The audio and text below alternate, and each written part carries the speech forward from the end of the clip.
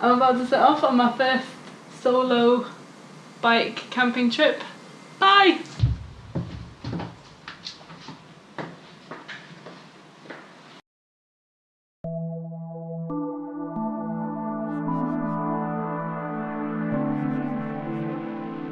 In the previous October, during my cycle to work, I was hit by a car. I suffered injuries to my face, knees, and worst of all, my back. Thankfully, there was no permanent damage, but it was 10 weeks before my physiotherapist let me back on a bike. Prior to the accident, I had been a keen cyclist and had begun to venture into the exciting world of bicycle touring. It was a world that I missed during my recovery, which was not yet complete. When looking out of my office window in Glasgow one spring afternoon at the unseasonably sunny weather, I decided to stop daydreaming of adventures, letting my fears of re-injury hold me back, and simply get back out there. I planned a half-day's ride from my flat in Glasgow to a campsite in the Trossachs National Park along the traffic-free National Cycle Network Route 7. I packed the bare essentials, tent, sleeping bag, cooking gear, food and extra clothing onto my bike, plus a book for company. I hit the road full of excitement for my microadventure. I'm about 4 or 5 miles along the canal from Glasgow, from the flat where I set off. Beautiful route, sun shining. Got about 43 miles to go in total today to get me to my campsite. Should be good fun. With each pedal stroke, my body took me into new landscapes, providing growing evidence of its increasing strength and utility. I knew that this ride wasn't about setting times to improve upon. It was a journey in self-belief and confidence, and it felt right to be taking this journey alone. Really beautiful, hot day in Scotland in May, which is pretty unusual. So yeah, still enjoying the ride.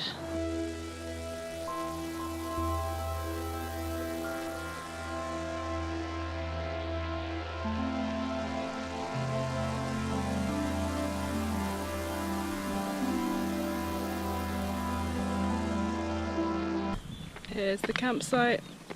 Couldn't have come soon enough. Let's go check it out. And voila, 10 minutes later, put up the tent. I think I've done a pretty good job. It's dinner time here at Loch Chon. Here's the mac and cheese cooking. Should be good.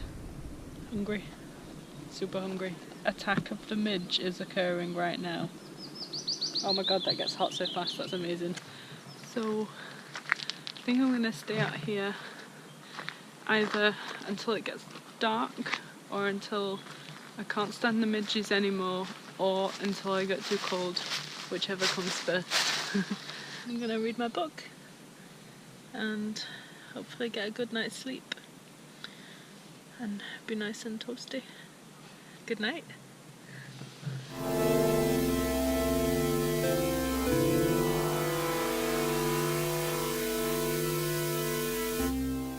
Good morning. I didn't have the best night's sleep. It wasn't the worst, but it was very cold. Despite down jacket, jumper, underlayer, fleece pants, leggings, down sleeping bag. So I'm gonna get some breakfast now, get packed up.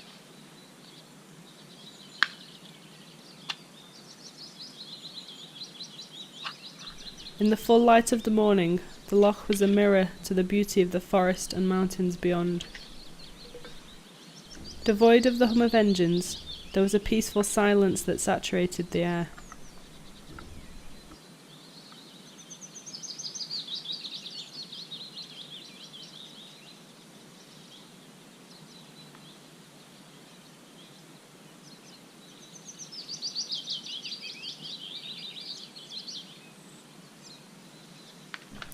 Having no phone signal or technology to distract myself with, I reflected on the journey. Not simply from Annie's Land to get here, but of my recovery since October. I was grateful to have a healthy body, one that had brought me to this beautiful place under its own steam. I felt fortunate to be present in this specific moment, one that my body and mind had created for itself. Sat on the dirt, looking out at the forest, feeling the gentle breeze on my face and listening to the sounds of nature's busy silence. I felt fully present and integrated into this moment, and knew that my bicycle would help me to create and discover many more such moments in future adventures. I'm gonna hit the road.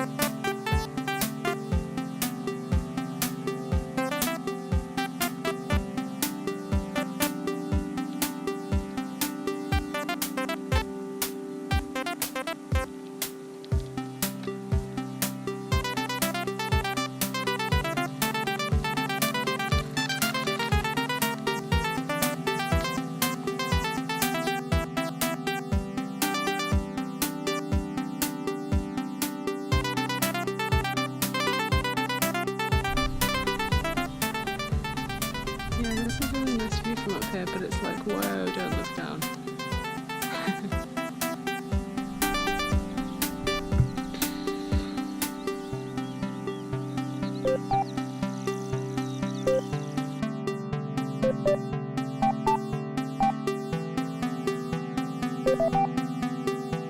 As I neared home, I began to pass familiar landmarks and even high-fived the same group of kids that had cheered me on the previous afternoon. My body was tired, and I began to look forward to getting home and resting my weary legs.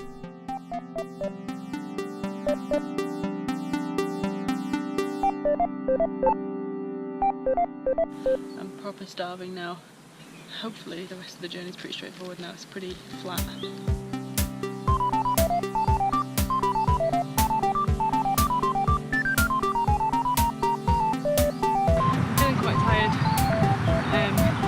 Quite looking forward to getting home now, and I'm going to sit down for a cup of tea.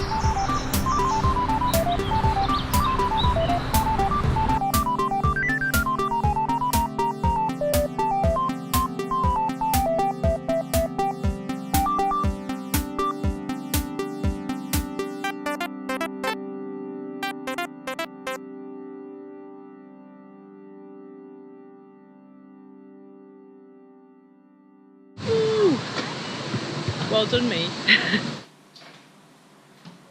I knew that I still had some way to go on my journey of recovery, but this short trip gave me a positive view of the progress that I had already made, and I was determined to keep the momentum going and see where it might take me. I'm finally home. Can't wait to hear how it went. By the way, magnums in the freezer. I'm so gonna enjoy those magnums. Oh man. That was so fun. As I enjoyed my ice cream on the sofa, exhausted and sunburnt, I found myself grinning ear to ear. I felt accomplished and inspired. This was more than just a bike ride or camping trip.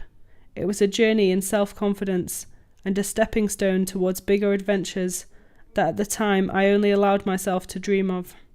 Now, 1 year on, recording this voiceover from Morocco, Sam and I are 7 months into a truly long-distance bike tour, and we're having the time of our lives. Having dreams is important, but what are they for if we never make them reality?